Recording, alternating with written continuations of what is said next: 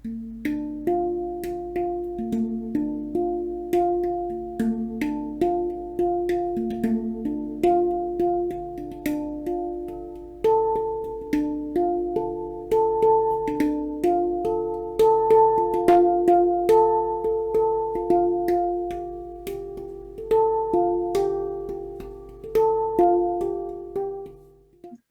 del inconsciente.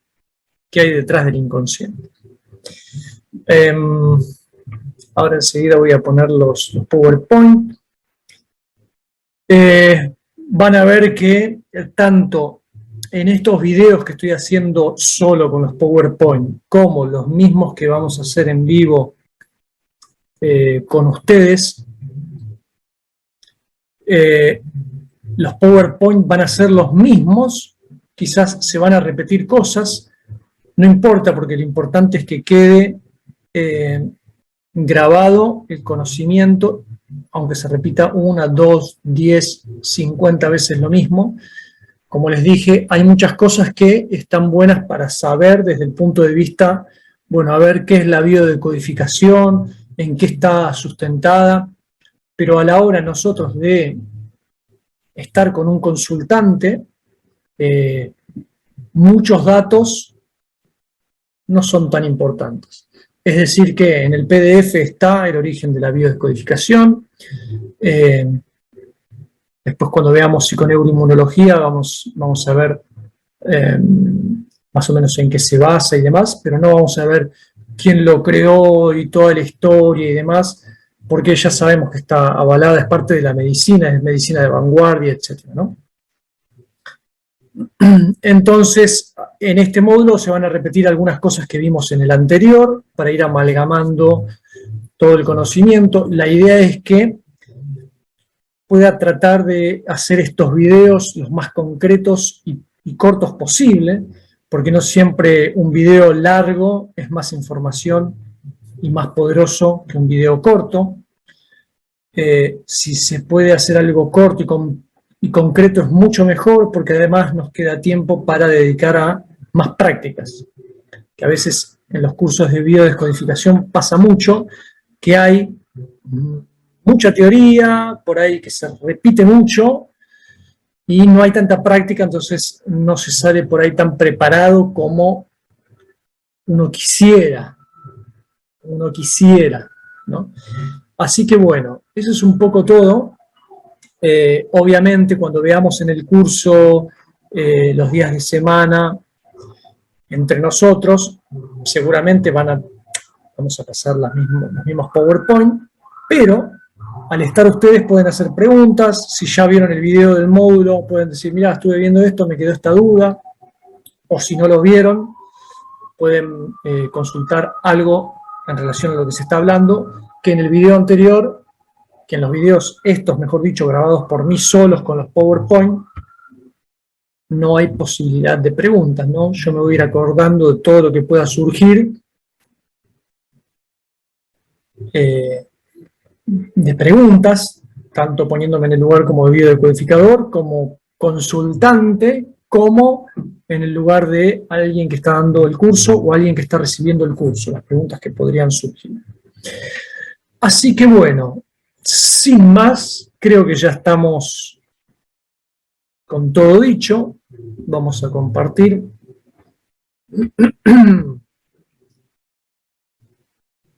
¿A dónde era? Acá. Acá. Sí. Bueno, esperamos que esto de ahí se vaya. Excelente. Bueno. Módulo 2, inconsciente. Vamos a ver algunas visiones. Esto por ahí quizás redondemos en algunas cosas del módulo anterior. Vamos a ver algunas cositas nuevas. Y lo importante es que tengamos un poco el concepto desde Freud, desde Jung y desde otras perspectivas. Antes que nada podríamos decir que para la biodescodificación que tomamos, se toma un poco de Freud, un poco de de Jung se toma bastante, de Albert Ellis, que es uno de los creadores del método en los que se basa la biodecodificación, de cuestionar una creencia limitante y disputarla, primero indagar, hacerla consciente, encontrarla, observarla, aceptarla, aceptar que eso me estuvo pasando, que lo aprendí de mis padres, de la sociedad, que es algo que viene del clan, no importa de dónde sea una creencia colectiva o una individual, termina siendo propia porque la tomé y el objetivo es aceptarla para después disputarla, adaptarla a la edad, al momento en el que estoy viviendo ahora y modificarla por una creencia racional potenciadora. Las creencias que no me generan conflictos, no hacen falta tocarlas. Las creencias que generan conflictos, lo ideal es cambiarlas. Si estamos en este curso es porque intentamos cambiarlas. Todos estamos creciendo, estamos transformándonos. Acá no hay nadie mejor ni peor, ni nadie más elevado, ni nadie con más conocimiento que nadie. Nosotros crecemos mutuamente con el compartir y la interrelación. Incluso en las sesiones, cuando tenemos un consultante o una consultante, aprendemos muchísimo de la experiencia en la sesión. Cuando logramos estar en un momento objetivos, la idea es estar siempre objetivos, lo que quise decir es cuando estamos en ese momento presente de entrega con nuestro consultante, tratando de estar totalmente en el presente y tratando de llevar al consultante y a la consultante al momento presente y objetivo, se produce como una bajada de información que es tremenda y que hay muchas cosas que, si uno las ve, son proyecciones, ¿no? Ahora vamos acá con la pantalla. ¿Qué son las proyecciones? Bueno, las proyecciones, por si me olvido después,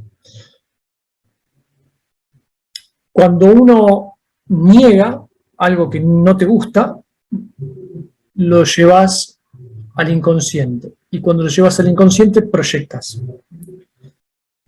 Todo lo que no me gusta de los demás o de mí mismo, lo termino llevando al inconsciente y lo proyecto. Lo que no me gusta, lo que no acepto de mí, pero me gustaría hacerlo, lo proyecto. No lo veo en mí, no lo puedo ver, lo corro, no lo quiero ver, se me termina presentando afuera. Lo que no acepto de mí, pero me da culpa hacerlo, también lo proyecto. Y la proyección se alimenta de la negación y la negación se alimenta de los juicios. Cuando yo estoy juzgando constantemente a los demás, por eso Corbera habla un poco de eso, que dice que cuando nosotros juzgamos y participamos en charlas donde criticamos a las demás personas, al gobierno, al país, al mundo, etcétera, etcétera, que es un deporte muy practicado, sobre todo en Occidente, alimentamos la sombra. Cuando criticamos, estamos diciendo yo no pertenezco a esto. Este es aquel o aquella es así, es corrupta, es corrupto. Yo no soy así. Yo me separo de eso. Yo no soy así. Cuando lo critico y me molesta, además de acrecentar la sombra, cada vez que critico, no me doy cuenta que si me molesta es algo que ya me estaba molestando de antes y que lo estoy proyectando en el afuera. Entonces, toda proyección nace de la negación y toda negación nace de juzgar, criticar, prejuzgar, etc. Tengo que tratar de evitar de prejuzgar y de juzgar lo más que pueda para no alimentar la sombra. Segundo, las proyecciones, como decía recién, es todo lo que me molesta y lo que no acepto de mí, ya sea porque lo aprendí, ya sea porque lo aprendí de mis padres, de la sociedad, del clan, que es información, ya sea que puede ser una imaginación también, algo que imaginé y tuve una idea del mundo, una creencia, y eso dije, esto no me lo puedo permitir porque tal cosa, lo rechazo en mí mismo y lo proyecto en el mundo. Entonces, lo que yo termino viendo en el mundo es una proyección mía. Basta ver cómo es mi mundo, mi entorno, para ver cuáles son mis creencias y mis proyecciones, ¿sí? Si tengo carencia económica, si esa es mi realidad, mis proyecciones en el mundo es que yo me estoy sintiendo carente. Si estoy con relaciones tóxicas, en algún punto es que yo internamente tengo algo que sanar dentro de las relaciones y las estoy proyectando en el afuera, ¿no? El punto es indagar y descubrir bien cuáles son las proyecciones, porque se ponía a veces el ejemplo de si yo me peleo con, no sé, con una pareja y me enojo con mi pareja, si sigo indagando, ¿por qué me enojo con mi pareja? Porque en realidad no me quiero quedar solo, porque en realidad me siento solo, y si me siento solo me siento desvalorizado. El punto es que si indagamos, es como una pirámide, la principal creencia, según el curso de milagros, que nos genera todos los conflictos, el conflicto madre, es sentir la culpa por habernos separado del todo, de la totalidad, que es lo mismo que dicen las creencias hindúes, ¿no? Éramos parte de la totalidad, o el cristianismo, el Edén, y en un momento deseamos disfrutar del mundo de manera individual, empezamos a creer, siendo parte de la conciencia unida, la conciencia cósmica del todo, empezamos a ver el mundo con deseos de disfrutar el mundo por separado de la totalidad. Y ahí se generó una mente y un cuerpo y encarnamos en esta experiencia humana, ¿no? Eso es un poco lo que dice tanto el curso de milagros como lo que dicen los Vedas. Entonces, el principal conflicto humano desde este punto de vista de la mente única es la culpa por habernos separado del todo.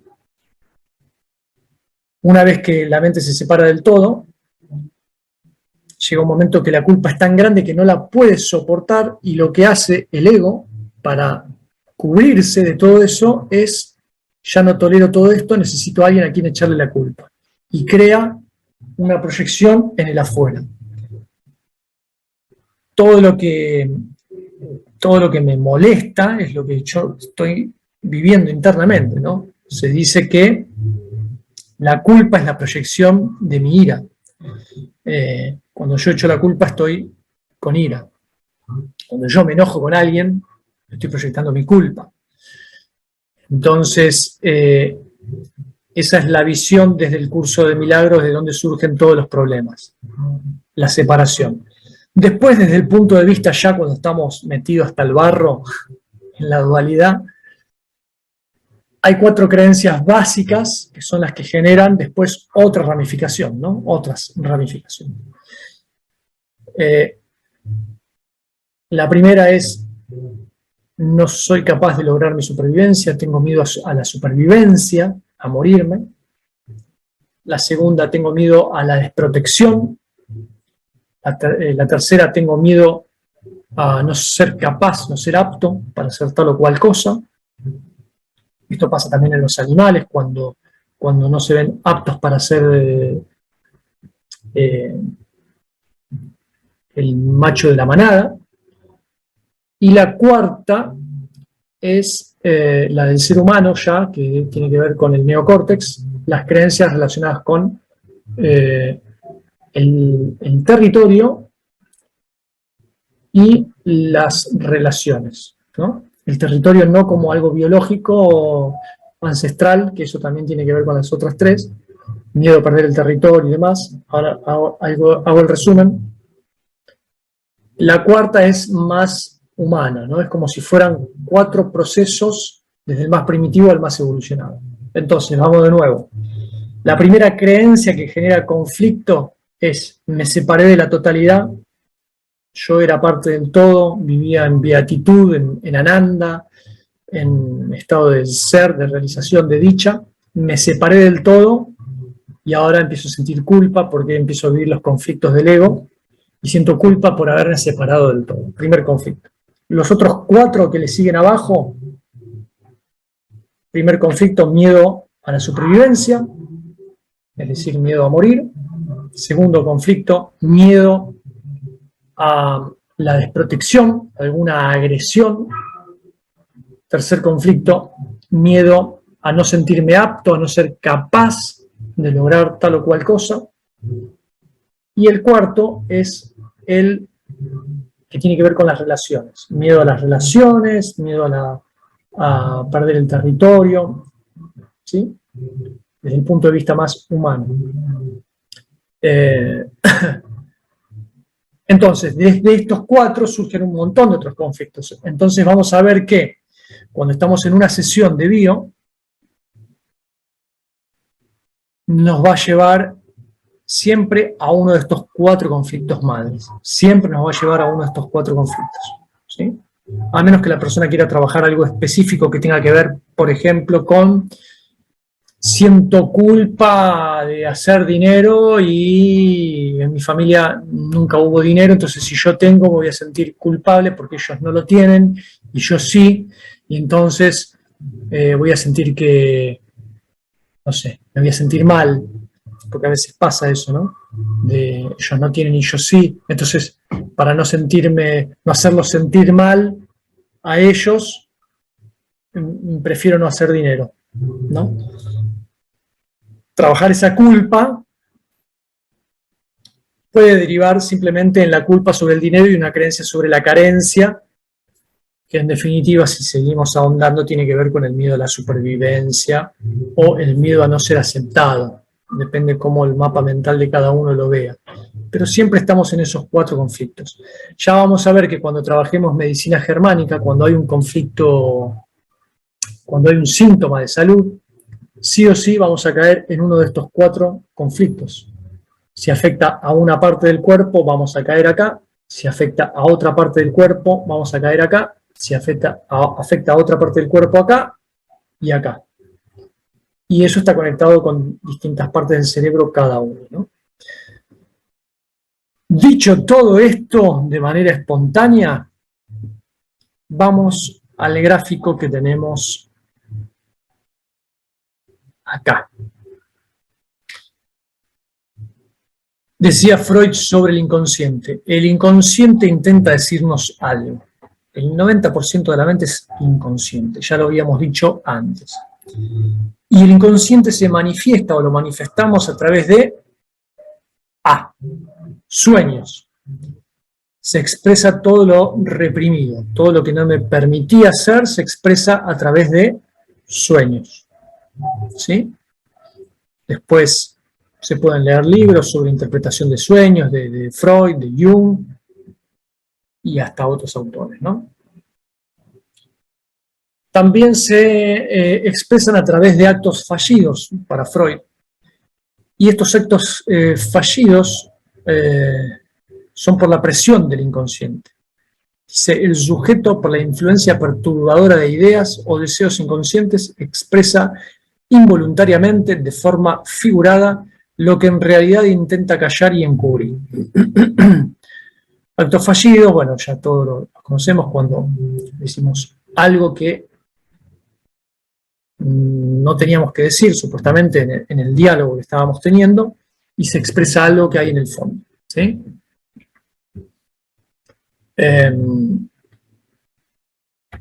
Pasamos a la que sigue. Lapsus, por olvido, para que corremos de acá un poquito, y falta de atención, una palabra por otra, parecido a los actos fallidos, pero es por olvido, por falta de atención y demás. Tengamos en cuenta que esto es lo que decía Freud hace un siglo atrás, ¿no? También a través de chistes expresamos el inconsciente, decimos lo que nos da miedo o insatisfacción, es una forma de liberar al inconsciente. Y el punto E, que sería el quinto, las neurosis, que la neurosis sería deseos versus prohibición, que si lo miramos bien es la base de todos los conflictos humanos, lo que decíamos hace un rato, ¿no? ¿Cuándo sufrimos? Cuando estamos viviendo algo que creemos que no debería ser así y lo queremos cambiar. Ya sea que nos sobra algo o que nos falta algo, ¿sí? Cuando deseamos algo que no tenemos, estamos en conflicto.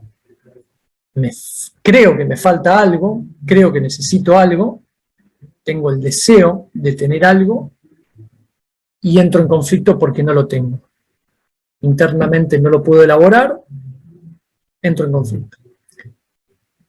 Y también cuando rechazo algo, cuando tengo algo, una circunstancia no deseada o cualquier cosa no deseada, que la tengo y no la quiero tener y la quiero rechazar, pero no la puedo rechazar y la tengo, está acá. Entonces, el conflicto humano se basa básicamente en eso. ¿Por qué deseo versus prohibición? Y porque la neurosis surge un poco cuando yo deseo determinadas cosas que por mis creencias familiares, culturales, sociales, etcétera, o individuales, me lo prohíbo. Por algún motivo, porque creo que no es ético, que creo que no es legal, creo que no es... Bueno, me lo prohíbo. Entonces, tengo un deseo y tengo yo mismo una prohibición. Entro en conflicto. Todo lo que vamos a trabajar en biodescodificación es conflicto. Donde no hay conflicto, no nos interesa trabajar porque no hay nada que resolver. El punto es cuando hay un conflicto. Hay dos choques de energía, una que quiere ir para allá y otra que quiere ir para allá, o si bien queremos ejemplificar mejor, chocan, ¿no? Siempre ponemos el ejemplo, esto lo leí en un libro de trading, que hablaba de, siguiendo con los ejemplos del avión,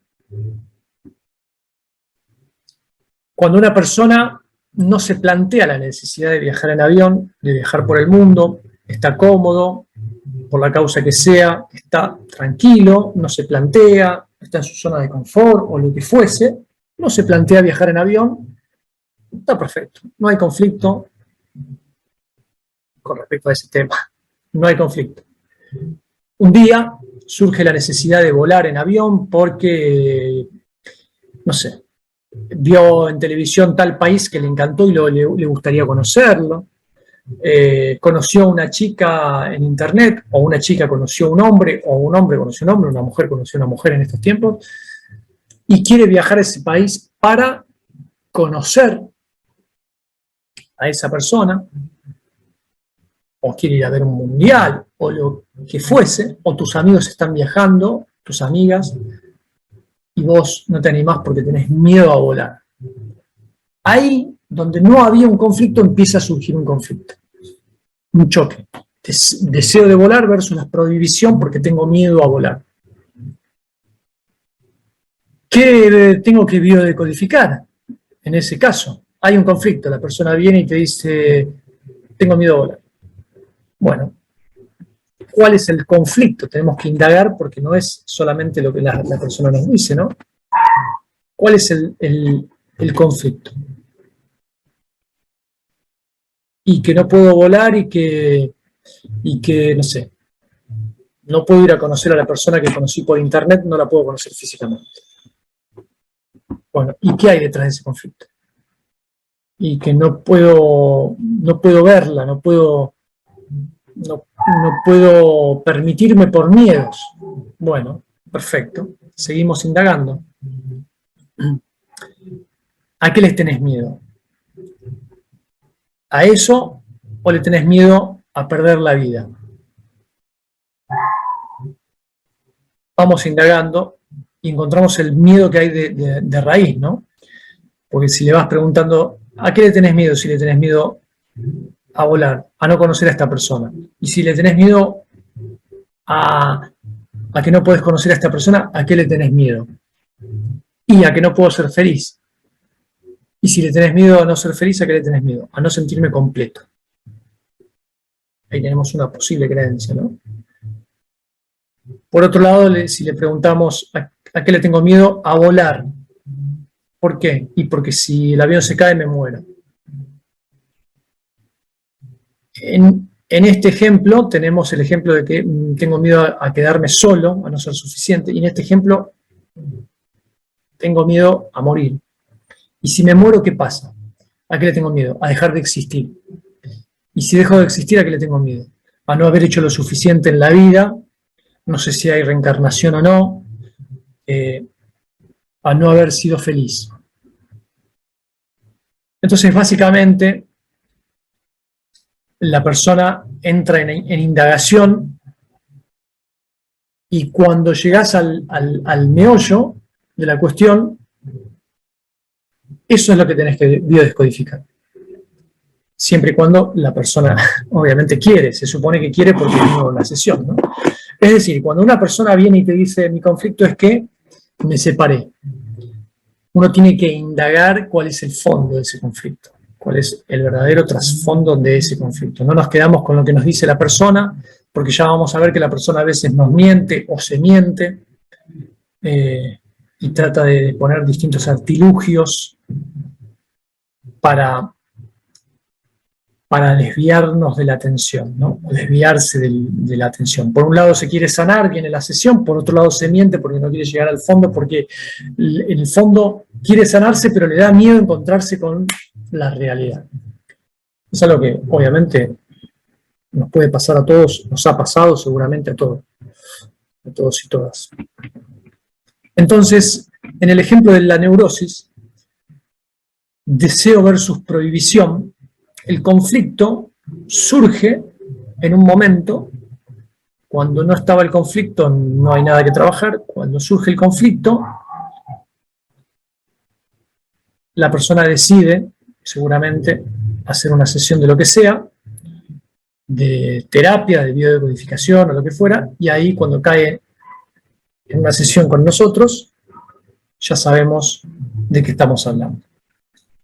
Entre paréntesis, quiero aclarar que, no sé si lo dije en el módulo 1, pero la biodescodificación no es el método infalible, la verdad absoluta, no somos gurúes, no, es un método más complementario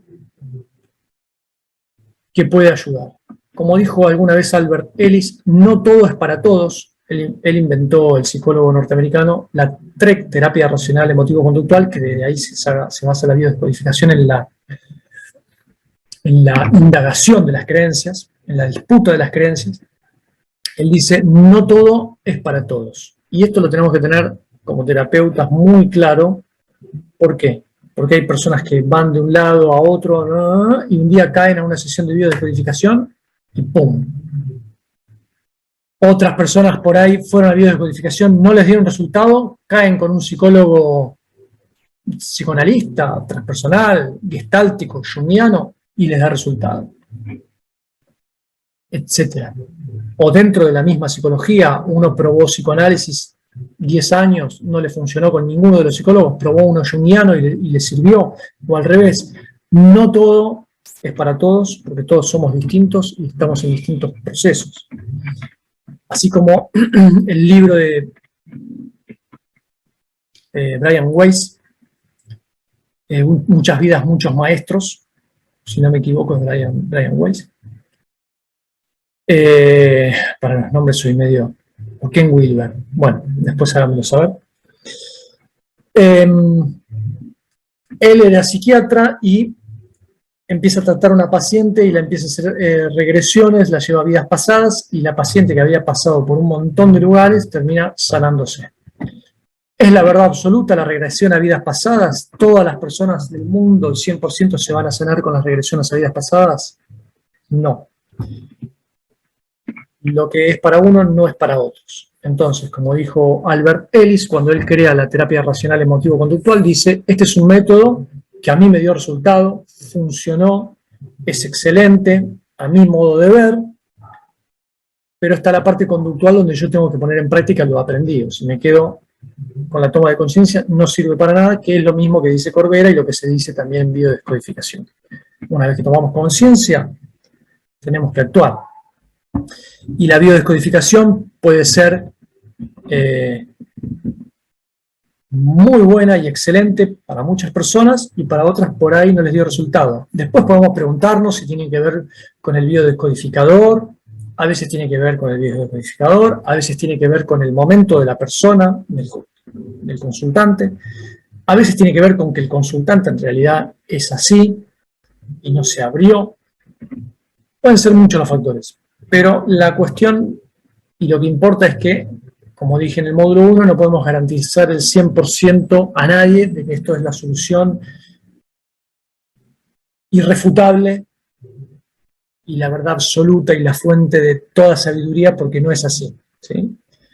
Entonces, teniendo en cuenta esto, volvemos a deseo versus prohibición.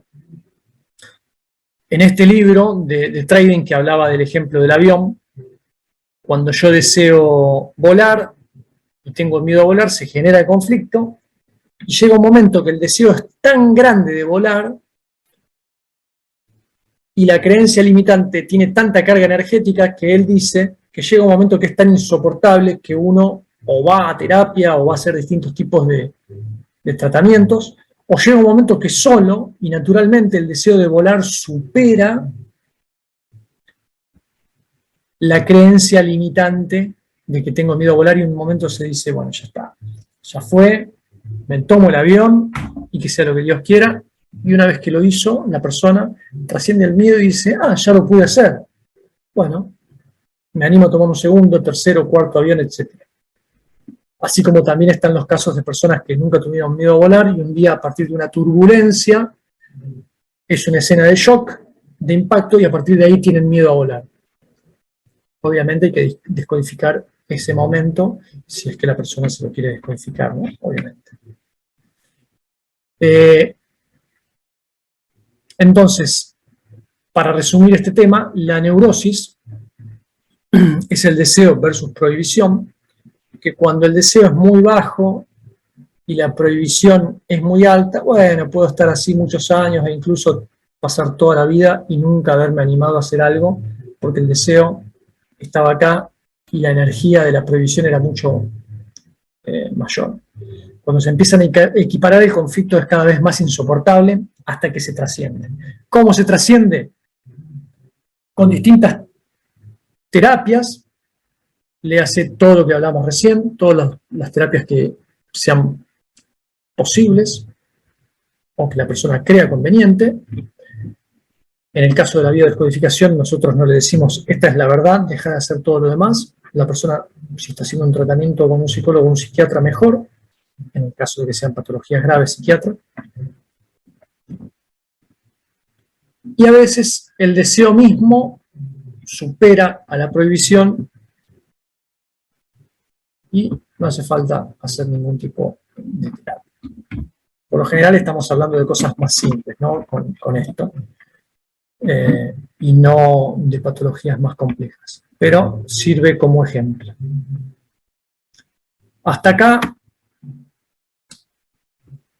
lo que decía Freud sobre la neurosis es que es energía reprimida que queda en el plano de la mente. Las somatizaciones es energía reprimida que queda expresada en el cuerpo. Y las fobias, energía reprimida que queda en los 5 sentidos. Para resumir, esto lo leí en algún momento. La neurosis, por algún motivo, es energía que queda en el plano de la mente, entonces nos genera ansiedad, conflictos psicológicos, energía contradictoria. Las somatizaciones es esa energía que ya no se pudo soportar y va al cuerpo.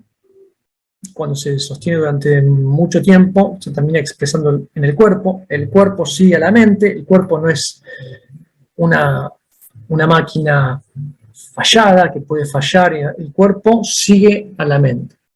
Cuando la mente genera un tipo de conflicto, el cuerpo lo expresa, lo que no expresa la mente lo expresa el cuerpo en las somatizaciones, ¿no?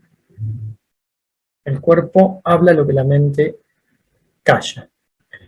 Y para el Dr. Hammett, lo que expresa el cuerpo es un programa de respuesta de adaptación biológica a un conflicto vivido, y esa respuesta biológica intenta generar cierto equilibrio y cierta homeostasis. Y las fobias son energías reprimidas que, en vez de ir al cuerpo o a la mente, quedan en los 5 sentidos. Entonces le tengo miedo a ver a las arañas, le tengo miedo a cosas de la afuera, ¿no? A ciertos ruidos, a cosas que veo, etcétera, ¿no? Así que con esto terminamos la parte de Freud en un paneo general de lo que es el inconsciente adaptado a la visión de la biodescodificación, y en todos los módulos voy a repetir siempre esto de ¿para qué me sirve esto que estoy sabiendo yo desde la biodescodificación? ¿Para qué me sirve a la hora de tener un consultante enfrente? Si lo que yo quiero es tener un consultante, ¿no? Si lo que yo quiero es simplemente hacer el curso para sanarme yo, todo lo que me sirva como información para aplicarlo en mí es válido. A la hora de tener un consultante o una consultante, todo lo que yo aprenda desde el punto de vista del conocimiento externo, primero lo tengo que experimentar en mí, transformar creencias, observar proyecciones, etcétera, etcétera, etcétera. Y en base a eso, recién ahí poder tener consultantes.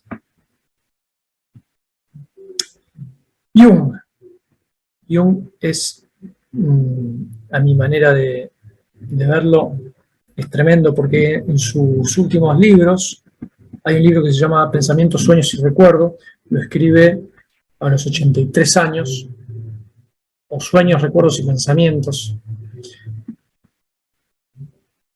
y va contando toda su historia y cómo termina llegando a la idea de unidad, la unidad de la mente, ¿no? Hay otro libro que se llama, yo soy para los nombres, se llama El secreto de la flor de oro.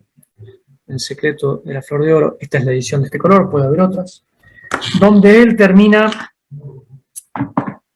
hablando de los monjes zen, los monjes taoístas, y todo lo que tiene que ver con la unidad, de buscar la unidad, la totalidad. Su búsqueda, a través de todo el camino recorrido y los arquetipos que ahora vamos a ver y demás, está, sin querer o queriendo, direccionada en esa búsqueda de la unidad. Desde el punto de vista psicológico, llegó a los conceptos espirituales de los maestros más elevados. Más allá de que sabemos que el abuelo de Jung, o el bisabuelo, creo que había sido Goethe. Y muchos de los filósofos alemanes leían muchas cosas de los Vedas y cosas de Oriente, ¿no? Información y conocimiento oriental. Entonces, sin querer o queriendo, llegó al mismo conocimiento desde lo psicológico. Bueno, ¿qué decía Jung? hay que dejar de estar fragmentados, hay que autorrealizarse. Y ese proceso de autorrealización era la individuación, lo que él llama individuación. ¿Cómo lograr esa individuación? Bueno, dejando, como dice la frase, de estar fragmentado. Pasar de ser muchas personalidades o muchos aspectos en lucha dentro de uno a un individuo completo. Hay una frase que él dice: prefiero ser una persona completa que una persona buena. Y después está la otra famosa frase: hasta que uno no haga consciente lo inconsciente, te va a dominar el subconsciente y a eso le vas a llamar destino.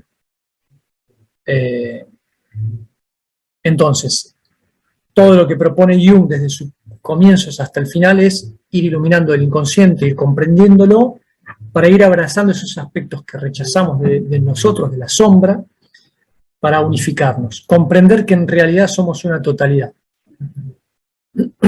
Que todo lo que me molesta del mundo, de las personas, hay algo en mí que al molestarme en mí y no aceptarlo en mí, lo veo en el mundo. Entonces, él divide a la psique en ego e inconsciente personal. Inconsciente personal e inconsciente colectivo, ¿no? El inconsciente es personal y colectivo, ¿no? Entonces, el ego, para Jung, es la mente consciente. La mente consciente es el 5, 3, el 1% de nuestra mente, ¿no? Como se dice ahora en estudios, la mente inconsciente es el 95, 99%. El ego es todo lo que es consciente, lo que aprendimos, lo que vamos pensando en el día a día. No hay mucho más para decir con respecto al consciente. El inconsciente personal son experiencias acumuladas. Todo lo que fue en algún momento consciente, pero se fue olvidando, experiencias olvidadas que quedaron ahí. Y esto es importante y está bueno porque la mayoría de las cosas que son inconscientes fueron conscientes y luego fueron olvidadas, ¿no? Pasan al subconsciente y al inconsciente. En términos de Jung, no hay subconsciente, sino que hay solo inconsciente. Entonces, podemos decir que son experiencias que han sido antes conscientes. También podemos decir que los engramas que dijimos en el módulo 1, que uno no registra de manera consciente cuando vive un suceso traumático, por ahí pasa una moto, hace un ruido fuerte y a mí me queda el ruido de la moto impregnada a esa experiencia, lo que se llama un engrama, y entonces cuando escucho una moto fuerte, sin darme cuenta, subconscientemente recuerdo esa experiencia traumática y no me doy cuenta. En el momento vivido, yo no fui consciente de la moto. ¿Qué pasó? Lo grabó el inconsciente graba muchas cosas de las cuales el consciente no logra captar, ¿no? Entonces nosotros justamente tenemos que intentar buscar ese tipo de cosas, incluso cuando hacemos una sesión de bio y le hacemos a la persona vivir ese momento traumático, tiene que tratar de recordar todo lo que apareció dentro de los 5 sentidos, ¿no? Qué olía en ese momento presente, qué estaba viendo en ese momento traumático, qué estaba escuchando, si había música o no, cómo estaban vestidas las personas que lo rodeaban, cómo estaba vestido él, si estaba comiendo algo en gusto que tenía en la boca, si estaba tocando, abrazando a alguien. Todo eso hace que el cerebro se focalice en la situación y puede recordar algún engrama que no éramos para nada conscientes y que puede desatar el ovillo de, mirá vos, el ruido a moto me generaba un miedo y no sabía por qué, ¿no? Bueno, lo reprimido, el punto 2, seguimos. Lo reprimido son A, experiencias dolorosas, que por algún motivo, por el motivo de que son dolorosas, las olvidé y las escondí en el inconsciente, y lo que no va con la imagen de mí, lo que considero que, según mi educación familiar, del barrio, de la ciudad, del país, del occidente u oriente donde esté viviendo, no son compatibles con la imagen que yo me formé de mí. Entonces todo eso lo reprimo, ¿no? Después el punto 3 son los complejos, los exámenes que tengo que aprobar en la vida, cosas que tengo pendientes de aprobar. Y la autonomía, la creatividad y la actualización vocacional. Que ahí vendría a ser como una parte del inconsciente o de la sombra que llamamos positiva, ¿no? Esa parte inexplorada, que son cosas que consideramos valiosas, pero que no nos animamos por algún motivo a expresar, y esa sombra positiva se proyecta en el afuera cuando adoramos ídolos, maestros, personas, gurúes, etc. Cuando adoramos fanáticamente e irracionalmente a personas, por lo general es la proyección de la sombra, llamada positiva, que por algún motivo no pudimos aceptar en nosotros, y es parte de nuestra creatividad y nuestra actualización vocacional. Por ejemplo, si yo de niño, de adolescente, me junto con gente que se hace la recia, se hacen personas que no expresan sus sentimientos, porque los hombres no pueden llorar, no pueden mostrarse dulces, algo que pasaba mucho antes, ahora ya no tanto. Y no tienen ningún tipo, por ejemplo, mi barrita de amigos no tiene ningún tipo de sensibilidad hacia los animales, y yo sí. Me reprimo las ganas de querer curar o cuidar a algún animalito, porque si no me voy a mostrar muy, muy dulce, muy femenino, y entonces lo reprimo. Lo termino llevando a la sombra positiva, ¿no? Después podemos, obviamente, seguir pensando que las personas que estaban en la barra con nosotros, nuestros amigos, también se reprimen eso, porque seguramente todos tenemos esa sensibilidad, pero por algún motivo la hemos ocultado, por nuestra educación, por nuestras amistades, por cómo nos vamos forjando en la vida, ¿no? Por la sociedad, etc. Pero estábamos poniendo el ejemplo para hacerlo más concreto y más fácil de entender desde la visión de una persona, ¿no? Las cosas que no me permito hacer, que me parecen valiosas, terminan yéndose a la sombra y las termino proyectando en personas que admiro.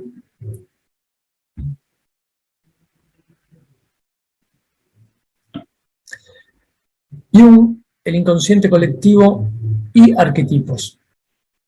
Él habla de que los arquetipos son como programas para el desarrollo humano, es decir, son las experiencias vividas por los seres humanos a lo largo de toda su historia, que se fueron condensando en un símbolo, ¿no? Por ejemplo, el arquetipo del héroe, todas las experiencias vividas de los humanos en relación a algo heroico se condensan en una figura, en un símbolo del héroe, ¿no? Está el arquetipo del mago, el arquetipo del viajero, del vago viajero, el arquetipo del bufón. Hay un montón de arquetipos. Está el arquetipo del dragón, que representa todo lo que no me animo a hacer en esta vida, parecido a lo que hablábamos hace un ratito.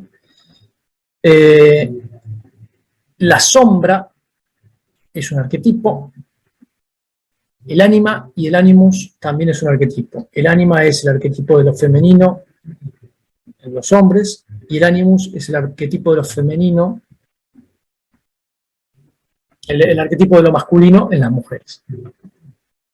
Entonces, arquetipos hay un montón que tienen que ver con, y Jung tiene algunos, hay otros autores que han agregado más, y etcétera, etcétera.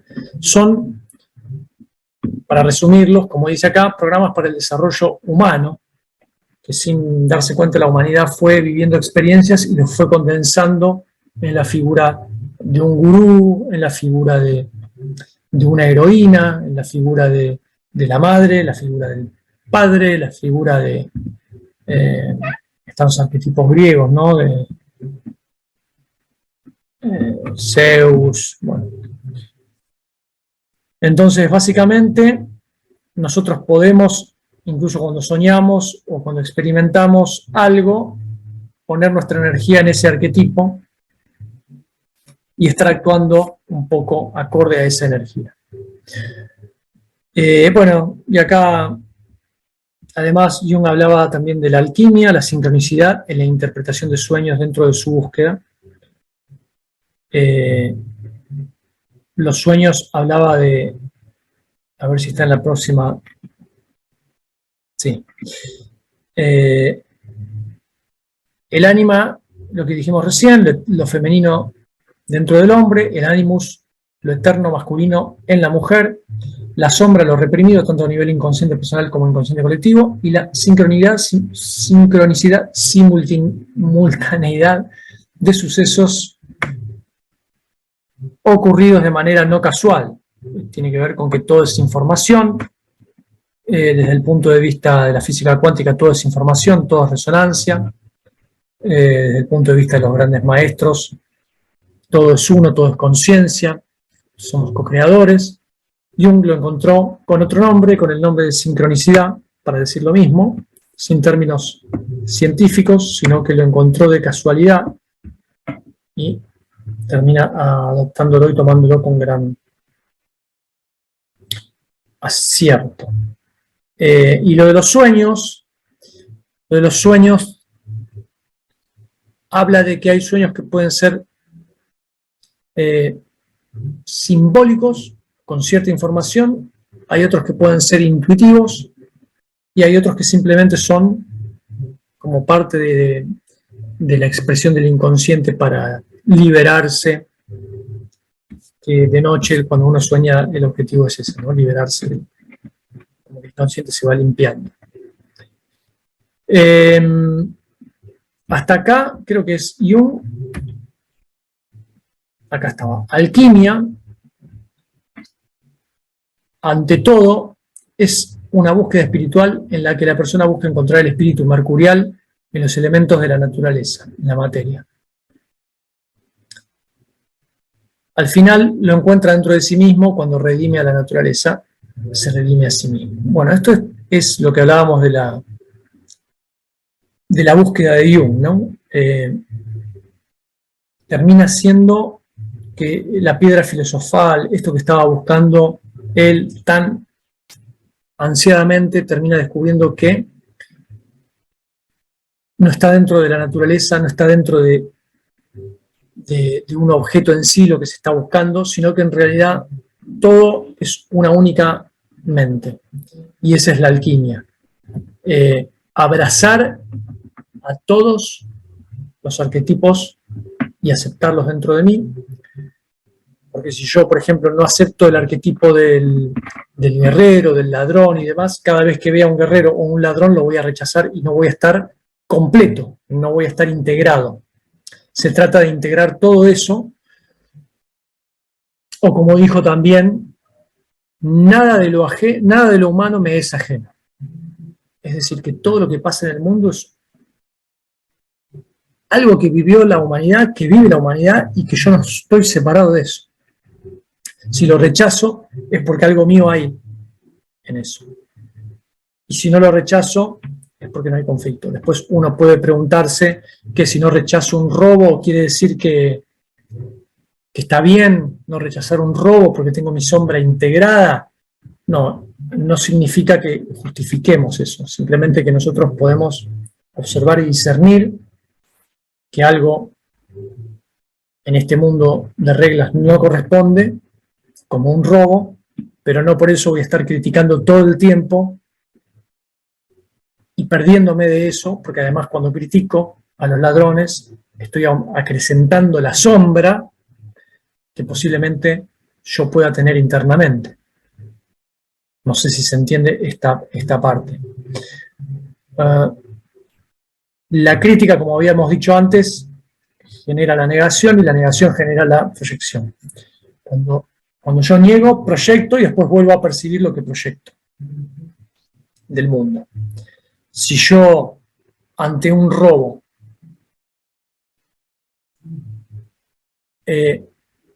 discierno que es algo que no corresponde dentro de las reglas humanas, pero no me la paso criticando todo el tiempo, viendo noticieros, diciendo, este es un hijo de puta, este es lo otro, este aquello. Si simplemente yo puedo discernir que eso dentro de las reglas humanas es algo que no corresponde, pero yo tomo distancia y no pierdo tiempo juzgando y criticando eso, no voy a alimentar la desintegración mía, ¿no? No con esto quiero decir que haya que ser un poco ladrón y demás. Simplemente sentir que la humanidad es un todo y uno es parte de ese todo. Si yo critico al todo, me estoy criticando a mí mismo. No por eso, si no critico, estoy avalando que está bien lo que esté haciendo. ¿Se entiende? No por eso, si yo no me pongo a dedicar de mi tiempo en juzgar y criticar a todo lo que creo que está mal, estoy siendo de acuerdo. Simplemente lo discierno, lo acepto y dentro mío trato de, bueno, ¿qué parte mía, si me molesta, hay de eso? En vez de perder el tiempo en criticar a los ladrones, si me molesta internamente, ¿qué parte mía hay? A una parte mía tiene que haber, aunque sea un ladronzuelito que haya querido robar una manzana o lo que fuera, hay dentro mío. Nada de lo que hay en la humanidad me es ajeno. Nada de lo humano me es ajeno. Es decir, que todo lo que hacen los seres humanos, en algún punto, es parte del ser humano individual. Unir, integrarse, es parte de la integración, de la individuación. Vuelvo a aclarar esto, no con esto uno está justificando todos los actos que se cometen, que son, desde el punto de vista de las reglas humanas, ilegales, ¿no? Digo, proceso interno, personal, no perder el tiempo juzgando. Para juzgar y llevarlos a la cárcel están los jueces, los abogados, etc. Si uno es abogado o juez y necesita hacer el trabajo, puede juzgar a una persona y meterlo preso desde el punto de vista de cumplir con las reglas de la sociedad, pero sin la ira, sin el juicio, sin la bronca, sin el criticar, ¿no? Simplemente cumplo con mi deber de llevarlo preso si corresponde, según la justicia, pero no me la paso criticando a esta persona todo un mes entero, viste, bla. No, seguramente habrá tenido un pasar no muy bello que lo llevó a esa situación. No por eso vamos a justificar esos actos.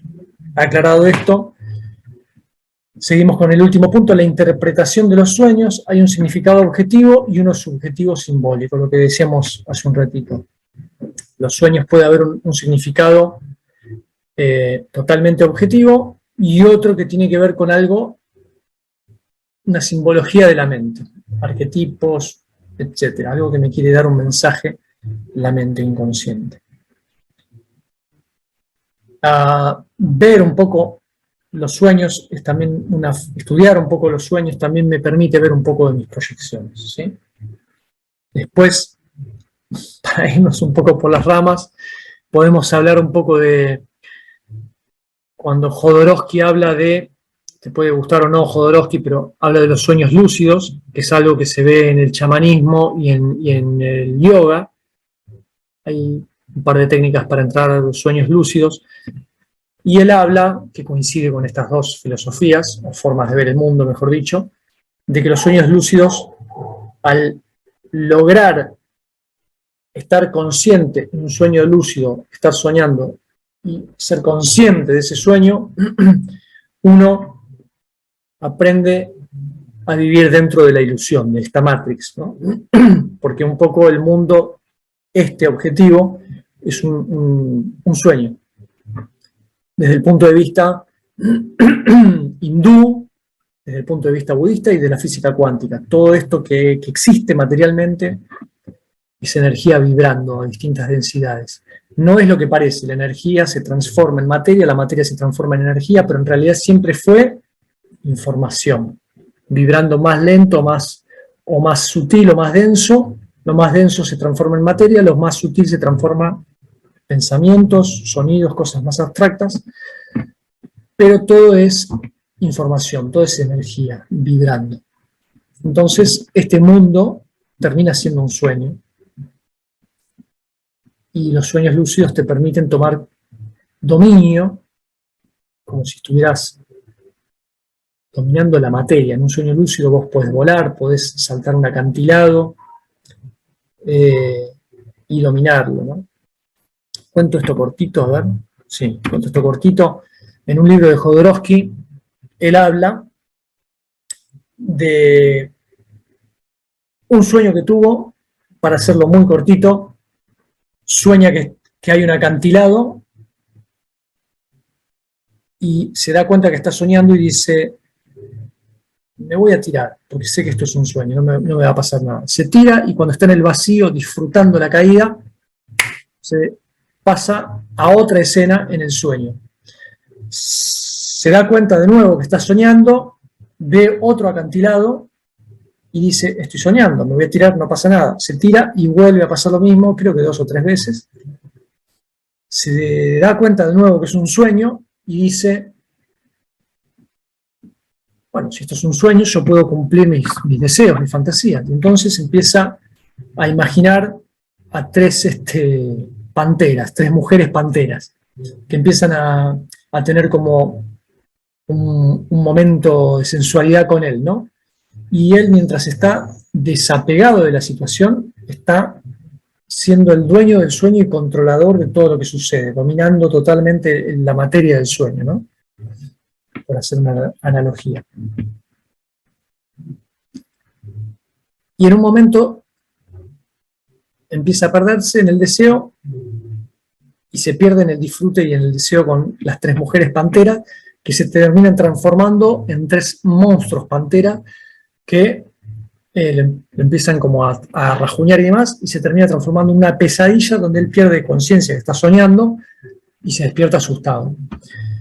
Y la reflexión que tuvo con este sueño fue que, al igual que en el mundo material, uno está en paz y tiene como cierto dominio de la materialización de las cosas cuando está libre de miedo, cuando se tiraba al acantilado, y libre de deseo, cuando él está a la expectativa de lo que suceda.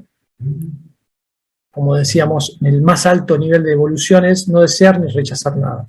No es conformismo, sino que es un estado espiritual donde no deseo ni rechazo nada, ¿no? En el paso anterior, que es el objetivo de este curso, es materializar la vida que queremos. Ya que estamos en el mundo, ya que tomamos conciencia que somos uno con la conciencia cósmica, bueno, hasta tanto no pueda alcanzar el estado de iluminación, si es lo que quiero, me quedo en el tercer nivel y trato de vivir de la mejor manera posible. Si esto es un sueño, vamos a vivirlo de la mejor manera posible, vamos a disfrutar, y si quiero tener un auto, una casa hermosa, viajar, ¿por qué no? Lo puedo hacer realidad. Obviamente, desear siempre genera un poco de conflicto porque estoy como apegado a ciertas cosas y estoy dependiendo de ciertas cosas para ser feliz, que es lo que decía Buda, y estoy deseando estar sano, estoy deseando tener una pareja, estoy deseando tener un auto último modelo, lo que fuera. Hasta que no lo logro, estoy en conflicto. Es muy difícil desear algo y estar desapegado de ese deseo, ¿no? Por eso, cuando empezamos en el tercer nivel a ser conscientes que podemos materializar un montón de cosas, tenemos que tener esa tranquilidad, primero de darnos el tiempo de que cuando visualizamos algo para crearlo, tener paciencia. No estar, bueno, ¿y por qué no viene lo que materialicé, lo que estoy buscando que suceda? ¿Por qué no se materializó en el mundo ya? Hace 3 meses que estoy meditando para conseguir una casa y no aparece. Hace 3 meses que estoy visualizando un auto y no aparece. Bueno, soltar los tiempos y el cómo se encarga el universo.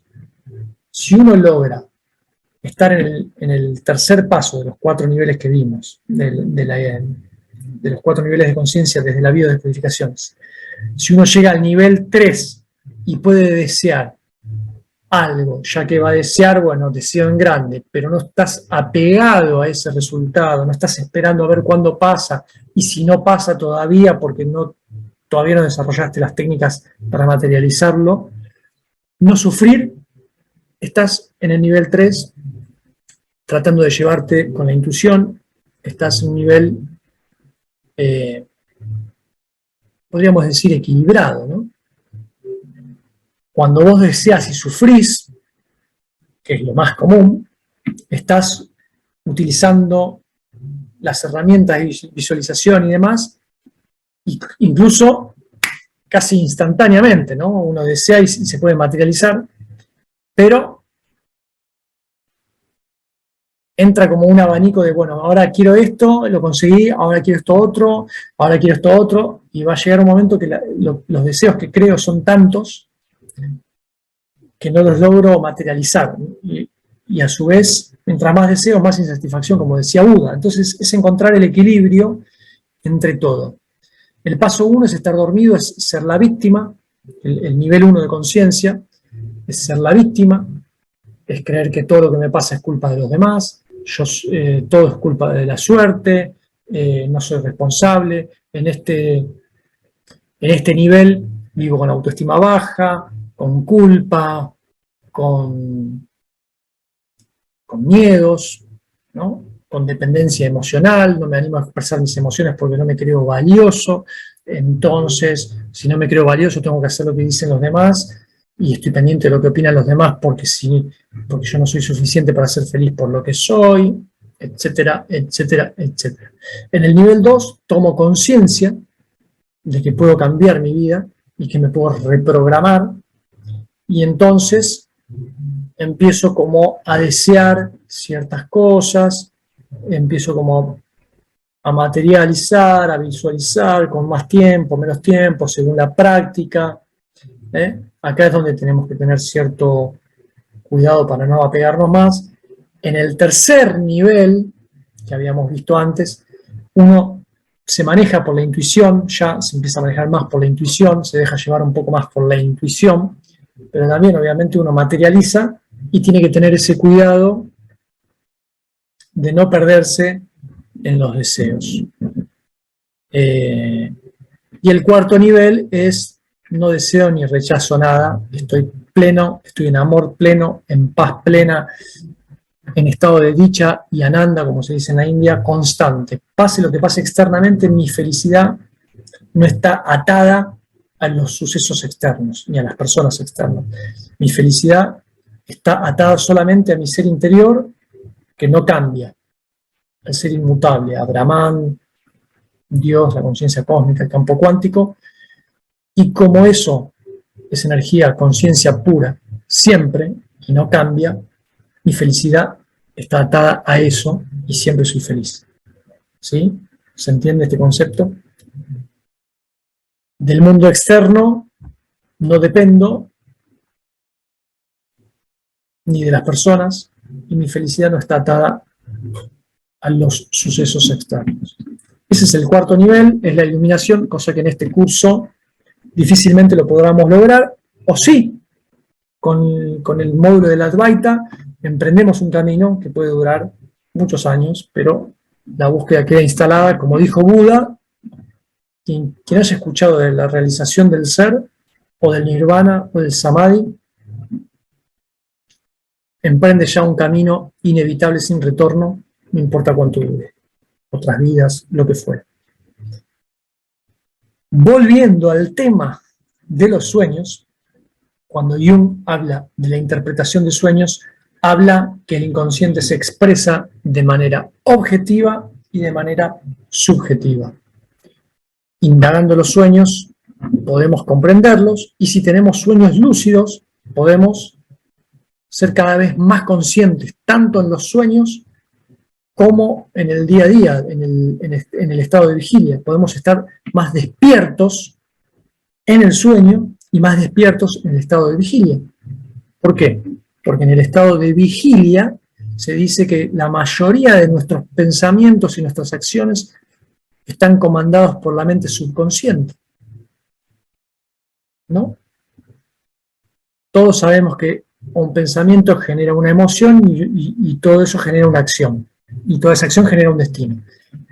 Si tengo un 90% de pensamientos, emociones, creencias subconscientes, y el 90% de mi mente subconsciente es la que domina mis actos, no hay nada más que decir, ¿no? El objetivo es despertar y ser cada vez más conscientes, más despiertos. Si logramos estar despiertos en el sueño y en el estado de vigilia, estamos en un camino ya muy elevado, podríamos decir. Bueno.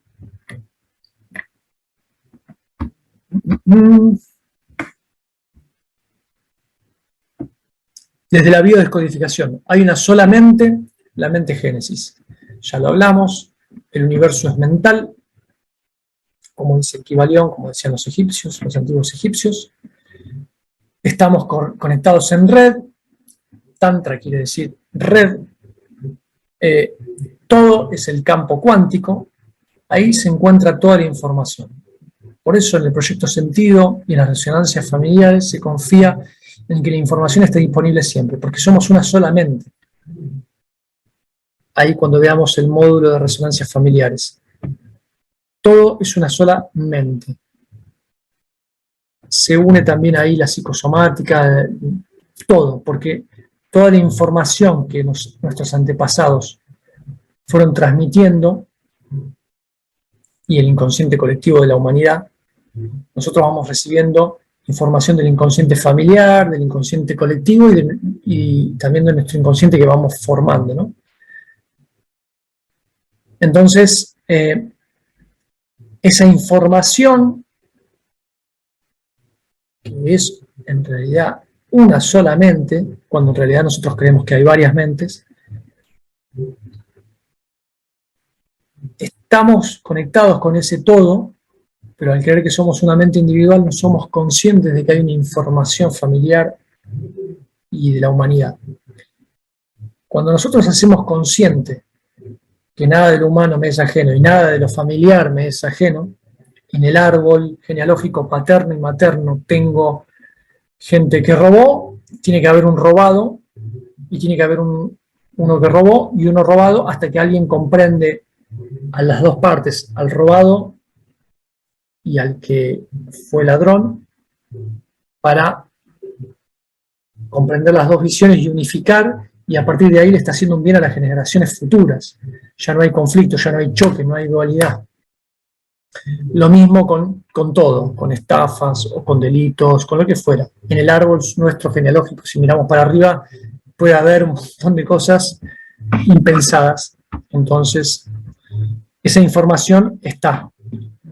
Nosotros somos el resultado de todo lo que no pudieron resolver nuestros padres, decía Jung también. Como que él decía, estoy seguro que hay como una especie de karma no resuelto por nuestros padres, todos los que no pudieron vivir, lo que no se animaron a vivir nuestros padres, lo terminamos heredando nosotros. Y después, obviamente, los que han estudiado Bert Hellinger, y creo que Virginia Satir, bueno, los que instauraron las constelaciones, y todo lo que se habla de la resonancia familiar ahora con el campo cuántico, que une la biodescodificación con el campo cuántico y las resonancias familiares, nos dice que todo es una sola información y que nosotros en los genes despertamos ciertos genes y otros permanecen dormidos según nuestro estado emocional. Ahí también pueden ver información del doctor Puig, que habla de la epigenética, que dice un poco esto, ¿no? Si hay 3 hermanos y uno desarrolla una enfermedad que le dicen que es hereditaria, genética, y otros 2 no, ¿por qué ese la desarrolló y los otros 2 hermanos no la desarrolló? Bueno, la información está en los genes, en la mente familiar, en el inconsciente familiar. La información está, pero a raíz de algo,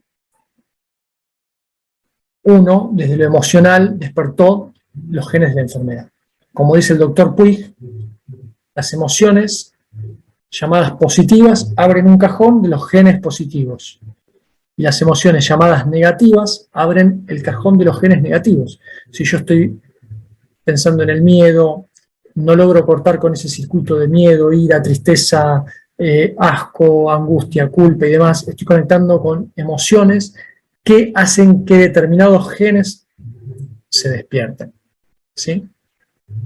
Entonces podríamos decir que tenemos una información familiar y colectiva de la humanidad, pero la que más nos pesa principalmente es, en principio, la familiar, desde el punto de vista de la información de cosas a resolver, y obviamente lo humano, lo colectivo en general, el inconsciente colectivo con los arquetipos.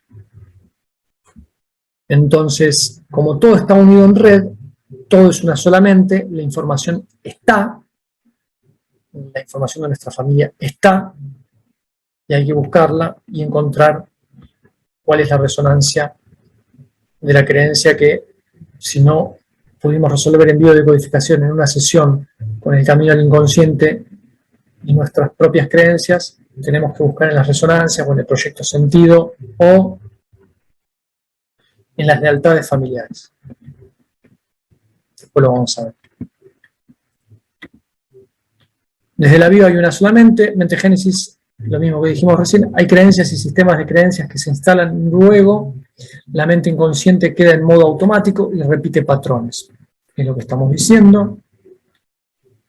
Esas creencias son individuales, sociales, del país, de la ciudad, del lado de Occidente u Oriente y del planeta como humanidad toda. Entonces, si cambias tu percepción de vos, del pasado, de un suceso, de tus familiares, de tus antepasados, de antepasados que por ahí te contaron, que han hecho cosas y que los estás juzgando, si los dejas de juzgar, vas a empezar un proceso de sanación.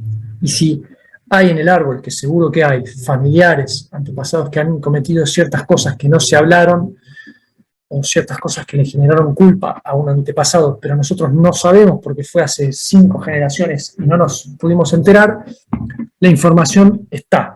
Cuando hace constelaciones lo puede ver, y en bio aprendemos a hacer estas constelaciones individuales, con nosotros y con los consultantes.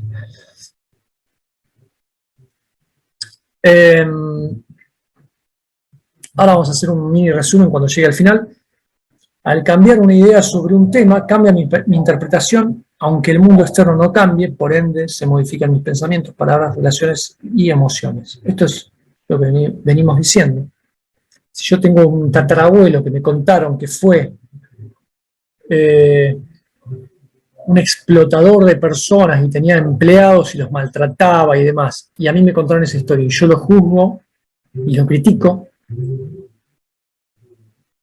yo puedo actuar por oposición o por complemento. Sin darme cuenta, yo puedo estar siendo lo opuesto a este antepasado y estoy viviendo justamente, estoy viviendo la experiencia de ser un empleado explotado, o puedo estar por lealtad haciendo lo mismo que él. ¿Sí? También, bueno, después lo vamos a ver en resonancias, si yo le tengo, bueno, no nos vamos a ir por las ramas, después lo vamos a ver en ese módulo. Pero básicamente, sanando, integrando ese aspecto de la sombra familiar, del inconsciente familiar, con eso no estamos justificando a nuestro abuelo si cometió tal o cual delito, o lo que fuera, sino que lo estamos comprendiendo para sanar nosotros y sacarnos esa mochila de encima. Otra vez estoy mirando para el lado distinto a la cámara porque tengo el cuadradito ahí. Ahí está. Entonces, cuando resignificamos la idea de nuestro antepasado, cambian nuestras emociones con respecto a él. Nosotros en bio siempre tenemos que buscar, y en la medicina germánica, la intención positiva. Detrás de todo, por más que nos cueste verlo y aceptarlo, hay una intención positiva. Detrás de todo. Aunque nos cueste, hay que verlo. Detrás de aquel que roba, hay una intención positiva. Quiere comer, quiere conseguir ropa de marca para sentirse igual que los demás, quiere conseguir dinero para poder invitar a salir a la chica para conseguir lo que sea. Para él hay una intención positiva, sentirse más valioso, de tener algo que no puede tener. Detrás de todo hay una intención positiva, que no justificamos lo que hace, lo vuelvo a repetir por enésima vez. Nosotros lo que intentamos es comprender para limpiarnos nosotros y sacarnos esa mochila. No lo justificamos, ni a nuestros antepasados, ni a los que cometen este tipo de acciones. Al perdonarlos, y al perdonarme a mí por haberlo juzgado, me libero de los juicios, me libero de las emociones negativas, me libero de las creencias que me limitan. También se dice que si yo tengo la idea de que las personas que tienen dinero son estafadoras, han hecho el dinero de manera espúrea, de manera oscura, entonces nunca voy a tener dinero yo porque creo que subconscientemente hacer dinero es algo malo, que aquel que hace dinero es una persona que está fuera de la ley, que es bla, bla, bla, bla, bla. Entonces, si yo considero que eso es malo, no me lo voy a permitir. Por eso, yo tengo que intentar ver cuando veo a una persona que tiene dinero, si yo quiero tener dinero, no juzgarla, sino decir, bueno, mira qué buena vida que tiene. Yo quisiera tener lo mismo. Podemos después discutir un montón de otras cosas que se abren que no vienen al caso, ¿no? Pero para que te sirva de premisa, si yo quiero algo en mi vida, no lo puedo criticar en la afuera, porque lo estoy rechazando inconscientemente. Si yo quiero una pareja y estar feliz, cuando veo una pareja feliz, no tengo que envidiar, decir, mirá esto, no sé qué, y mirarlo con bronca por envidia, porque lo estoy rechazando en algún punto. Y como el otro es yo y yo soy el otro, no me lo estoy permitiendo. Todo lo que yo rechace en los demás, no me lo voy a permitir a mí, y al revés, todo lo que no me permito en mí, lo veo en los demás, y lo termino rechazando en los demás.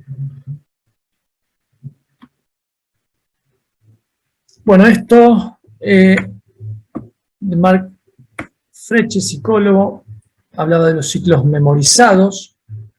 El inconsciente memoriza ciclos.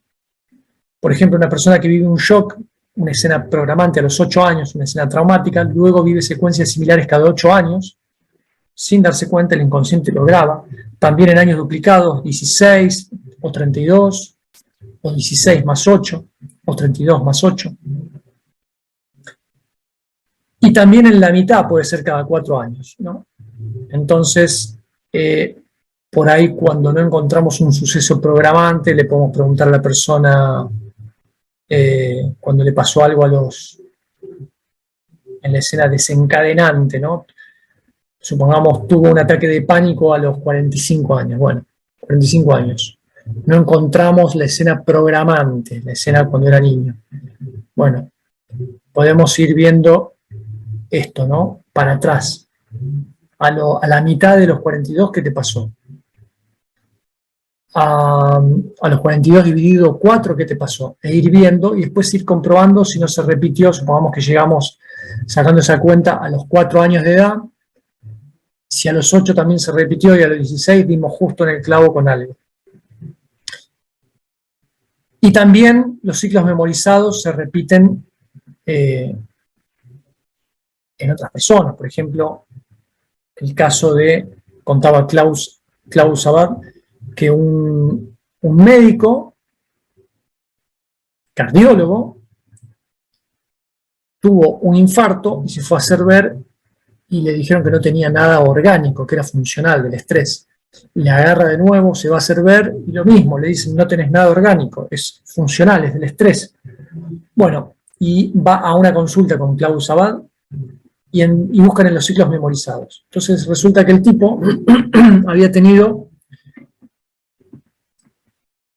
el ataque del corazón a los 58 años. E indagando con los ciclos memorizados, se recordó que su padre había tenido un infarto a los 58 años. Es decir, que los ciclos memorizados también, como el inconsciente no reconoce pasado, presente, futuro y otras personas, sino que todo es uno,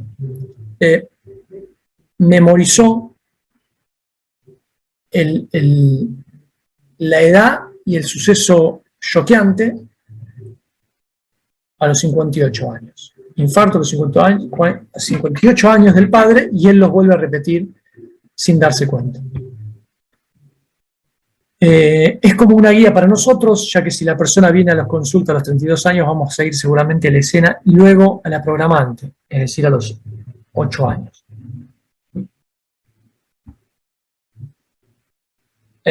Siempre hay una escena programante. La programante es la que desencadenó todo y la desencadenante es la que me hizo tener el conflicto que me hace ir a la sesión.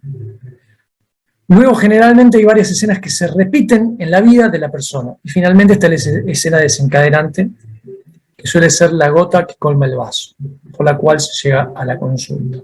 Es decir, la persona tuvo un conflicto a los 8, después a los 16, después a los 32, va teniendo sucesos que no los recuerda y resulta que llega un año que tiene una escena, un infarto, por ejemplo, o lo que fuera, que dice, no, acá ya me tengo que ir a hacer tratar, y ahí se descubre seguramente los ciclos memorizados que pueden ser tanto propios como de algún familiar, ¿no?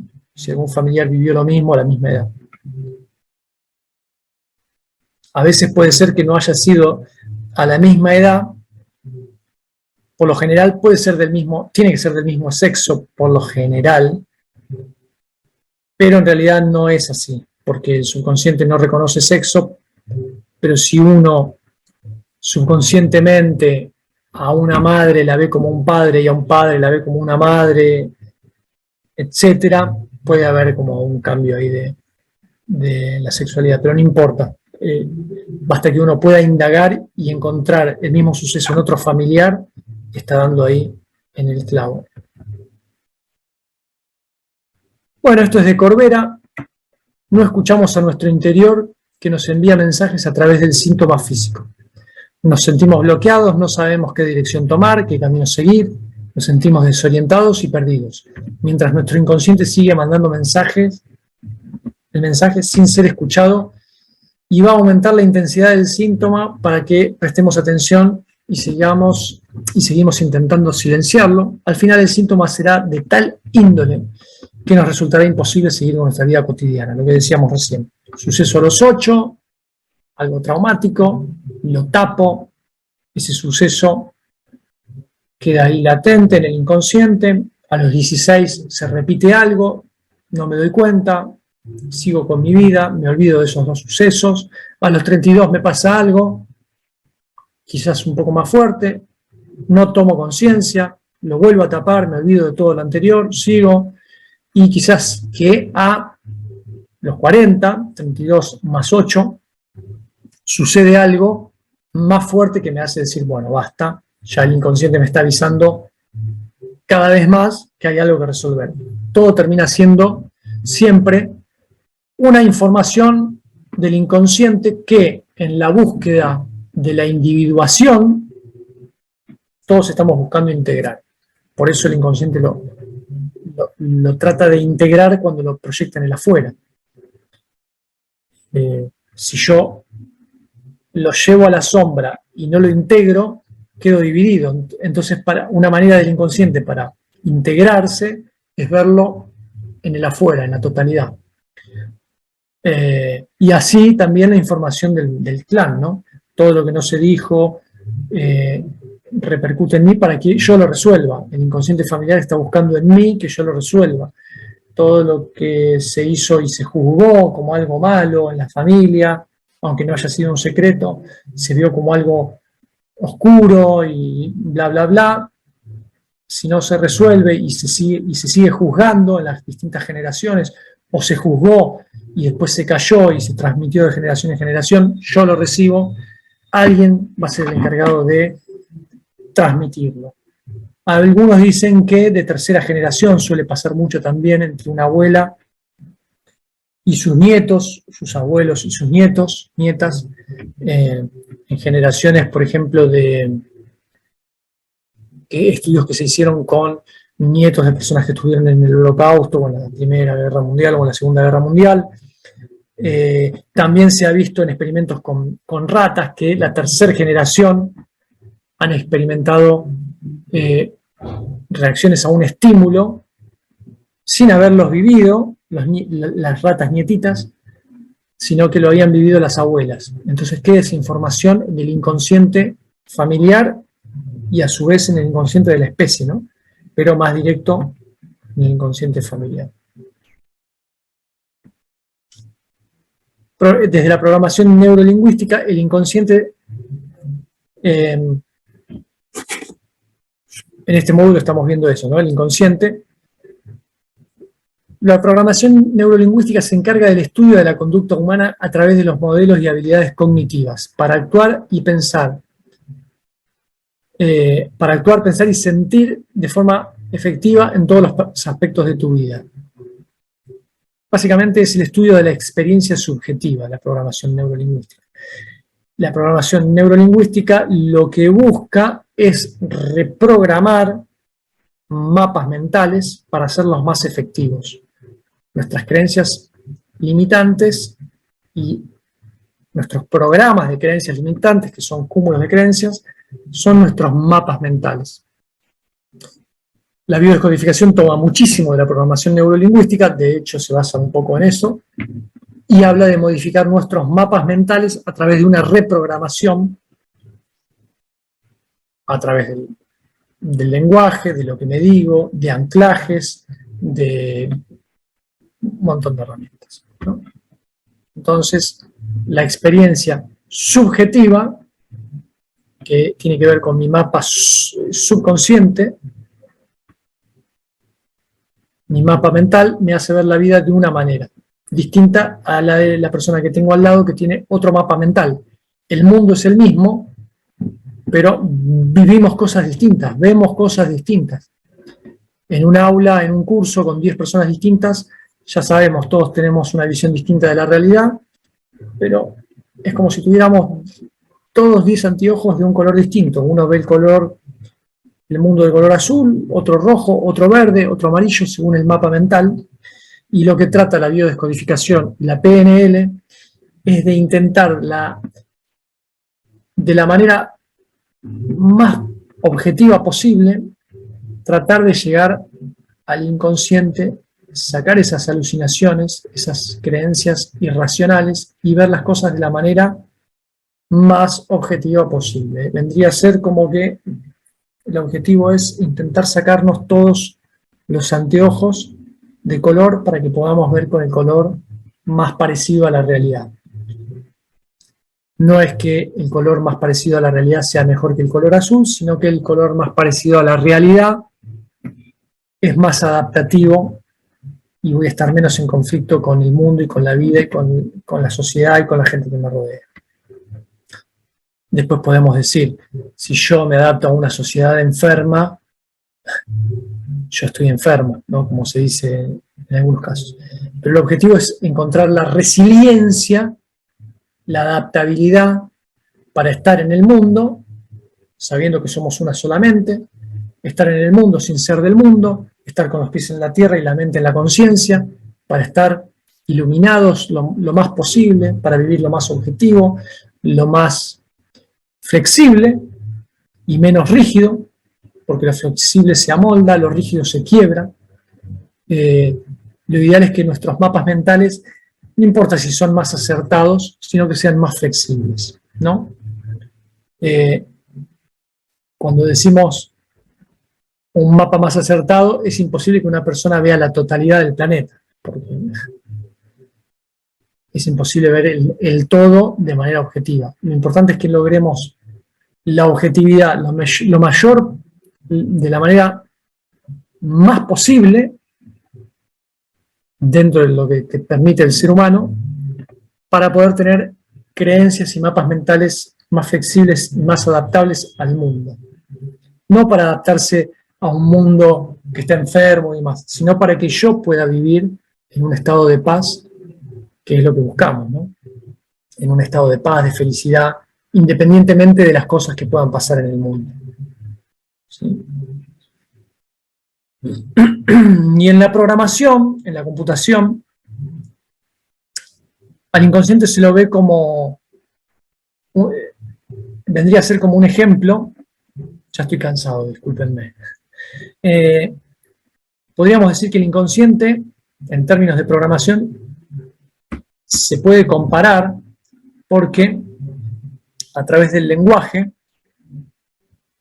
se escriben códigos, funciones, algoritmos que hace que la computadora se repita y entienda de manera automática. El lenguaje que queda atrás, todo lo que es el código, todo lo que programan los programadores con letras, números y cosas raras, todo lo que no se puede ver es el inconsciente. Y todo lo que se hace de manera automática es lo que creemos que es consciente cuando actuamos y pensamos tal o cual cosa. Bueno, en realidad estamos actuando sin darnos cuenta por muchos patrones subconscientes, muchos programas inconscientes, ¿sí?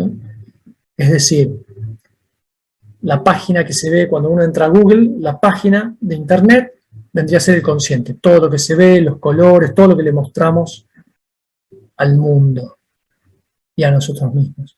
Todo lo que está detrás para que esa página pueda estar colgada en la nube, en Internet, todos los algoritmos que hay detrás, que son millones de cosas escritas y demás, y llaves que te llevan a un lugar, y todo eso es el inconsciente, en términos metafóricos, ¿no?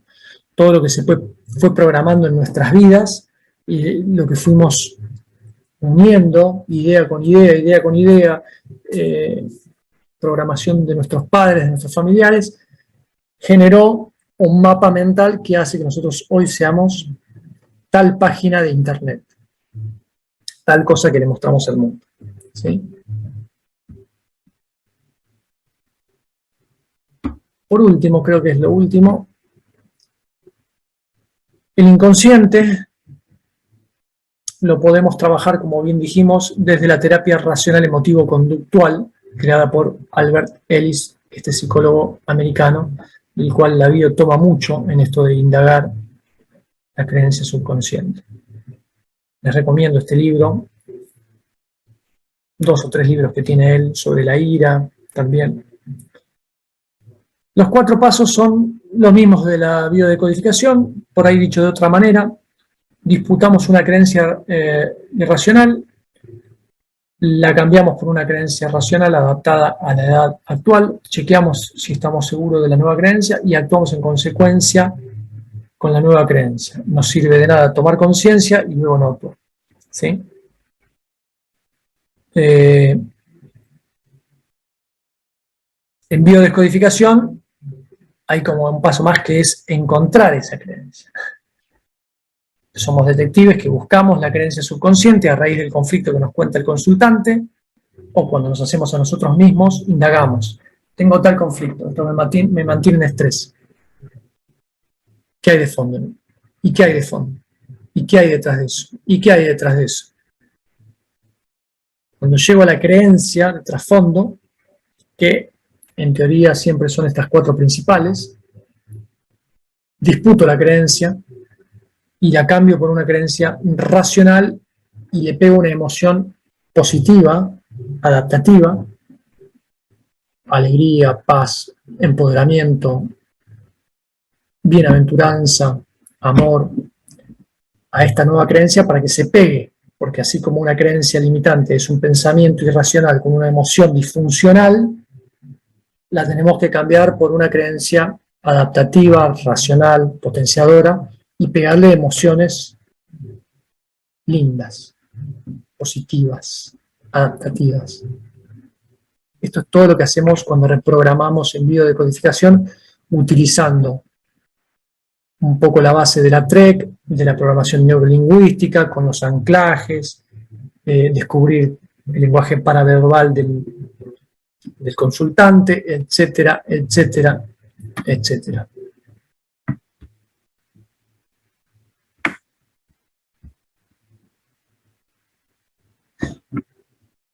Bueno, y vamos llegando al final, ejercicios para trabajar con la sombra y la integración. Son 5 ejercicios. 1. Hacer una lista de los 5 o 10 aspectos que tengo a trabajar, lo que te molesta de vos, lo que te molesta de los demás, y abrazar cada uno de esos aspectos, conversando con ese aspecto. Todos los ejercicios y los exámenes los vamos a ver también, obviamente, en la clase en vivo, ¿no? Esto está grabado y te va a servir para reforzar el conocimiento. ¿Cuáles son los aspectos a trabajar? Por ejemplo, elijo 3, 5 o 10 aspectos a trabajar. Mi aspecto temeroso, mi aspecto iracundo, mi aspecto triste y deprimido, mi aspecto culpógeno, mi aspecto, bueno. Y trato de abrazar, lo visualizo, qué edad tiene ese aspecto mío, si está vestido igual que yo ahora, qué edad tiene, y lo abrazo. Si es necesario, hablo con esa persona y trato de escuchar qué me dice ese aspecto mío, esa otra persona que es un aspecto mío, hasta que luego de un diálogo lo integro a mí mismo. ¿Sí? Por ejemplo, aspecto culpógeno. ¿Por qué sentís culpa? Me puedo poner en la conciencia de la parte culpable y responder. Me voy a dar cuenta de cosas que no me hubiera imaginado nunca. Esto es un ejercicio que se hace en coaching, en un libro que también recomiendo que se llama El asistente interior, y se habla mucho de la segunda posición, tercera posición, cuarta posición, etc. La segunda posición se refiere a ponerse en el lugar de la persona con quien yo tengo conflicto. Pero en este caso, que estoy trabajando mi sombra, me divido en dos en el aspecto que quiero trabajar. El aspecto primero, el culpógeno, por ejemplo, ¿no? Y si no logro escuchar lo que me dice ese aspecto mío, ahí hago el ejercicio de pasarme a la conciencia del culpógeno y ver desde esa óptica y responder. Por ejemplo, y bueno, me siento culpable porque, no sé, en la tradición familiar, si yo hago tal cosa, está mal visto. Y voy a descubrir cosas que quizás no he descubierto nunca antes, ni siquiera en terapia. Lo recomiendo mucho este ejercicio. Hacerlo con 3 aspectos, 5 o 10, depende de tus ganas, tu tiempo y lo que te parezca, cómo lo vivís internamente. Después, hacer el mismo ejercicio con los aspectos masculinos y femeninos, para equilibrar el aspecto femenino y masculino, para equilibrar el aspecto yin y yang, para equilibrar el aspecto hatha, sol y luna. Visualizo el aspecto mío masculino, lo abrazo, lo acepto, lo integro y lo amo, que en el aspecto masculino está toda la imagen masculina de mi clan, tanto paterno como materno, todos los hombres del clan materno y paterno. Y después el mismo ejercicio con mi aspecto femenino. Y ahí estoy trabajando lo femenino en mí, el ánima, y todo lo relacionado con lo femenino del clan femenino y seguramente del clan de la humanidad, ¿no? Pero principalmente con el aspecto femenino mío y familiar.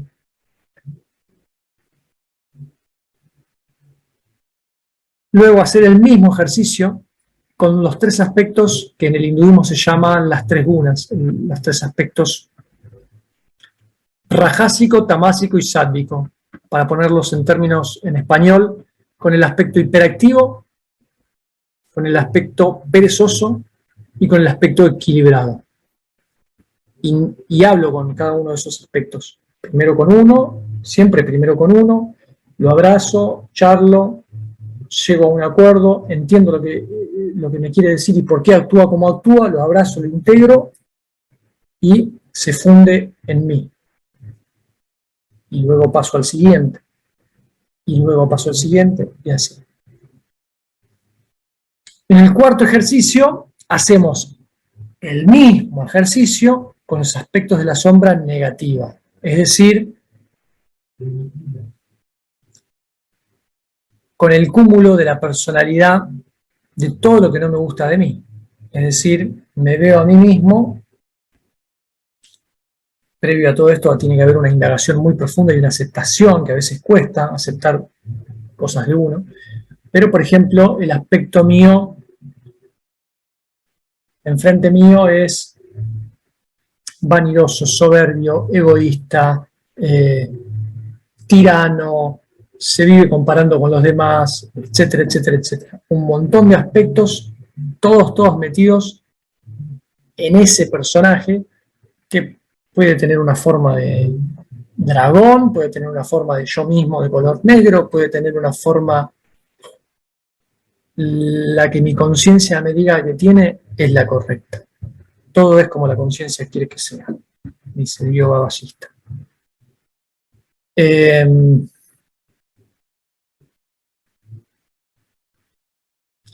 Claro, aspectos que te reprimas por considerarlos como malos, inexpresables en la sociedad o en la familia. Y por último, el mismo ejercicio para integrar el aspecto de la sombra positiva, el aspecto creativo, todo lo que reconozcas en vos lindo que no te animás a expresar, para integrarla. Es decir, si vos sabes que sos una persona altruista, generosa, bondadosa, corajuda, pero que no te animás a expresarlo, bueno, haces ese ejercicio con ese aspecto tuyo y lo podés ver como un guerrero, como una guerrera, y lo abrazás. Si es necesario, tenés una conversación. Si es necesario y no escuchás lo que te quiere decir, te pasás a la conciencia de esa persona y mirás desde ese lugar al yo que estaba iniciando el ejercicio. Después te volvés a pasar al otro lugar y vas teniendo esa charla y te vas pasando de un lugar a otro y vas teniendo una conversación, ¿sí? Hay un ejercicio en coaching, si lo quieren hacer además, ya con esto hay mucho ejercicio, pero que es tercera posición, cuarta posición, quinta posición. Con esto vamos terminando. Si yo, cuando estoy hablando con mi aspecto miedoso, no puedo aceptarlo, la verdad que le tengo enojo, la verdad que no me puedo comunicar, no entiendo lo que me dice, no me puedo amigar, no lo puedo abrazar e integrar en una sola, me vuelvo a desprender en una tercera aspecto, en una tercera persona que observa como si fuera un terapeuta que está haciendo una terapia de pareja, ¿no? Entonces veo a mis dos aspectos, al que se sentó a hacer el ejercicio y al miedoso, y los observo y trato de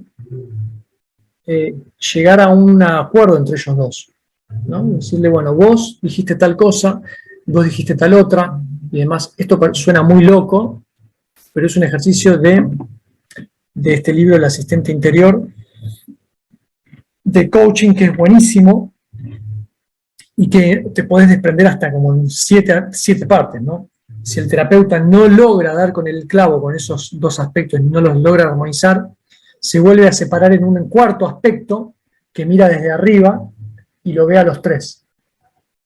Y uno se va dando cuenta que ve cosas increíbles, porque cada vez se desapega más de esos aspectos de uno y lo ve más objetivamente y más como si fueran personajes ajenos a uno. Ese es el objetivo del ejercicio. Y después se puede separar en una quinta, y en una sexta, y en una séptima, bueno, en una espiral, ¿no? Pero con hacerlo en 2 o 3 divisiones, hay material para trabajar muchísimo. Tener en cuenta que cuando se trabaja con un aspecto de la sombra, así como después de una sesión de biodecodificación, o después de hacerte 21 días de Reiki, o bla, bla, bla, este aspecto nuestro no quiere morir y, como dicen los libros de la sombra, va a luchar por permanecer. Es decir que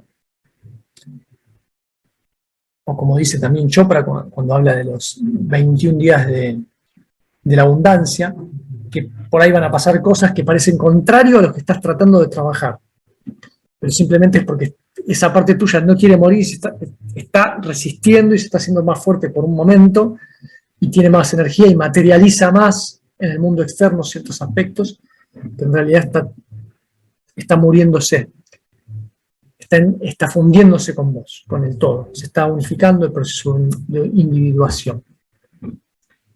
¿Qué más? Tenerse paciencia. Si estoy trabajando la ira y este ejercicio lo puedo hacer a diario, me voy a ver que yo por ahí tengo momentos de ira o momentos de miedo, o voy a relacionarme con gente que está que me genera ira o que es muy iracunda. Es decir, se va a proyectar la sombra y tengo que ser valiente, valiente y corajudo, corajuda para transformar.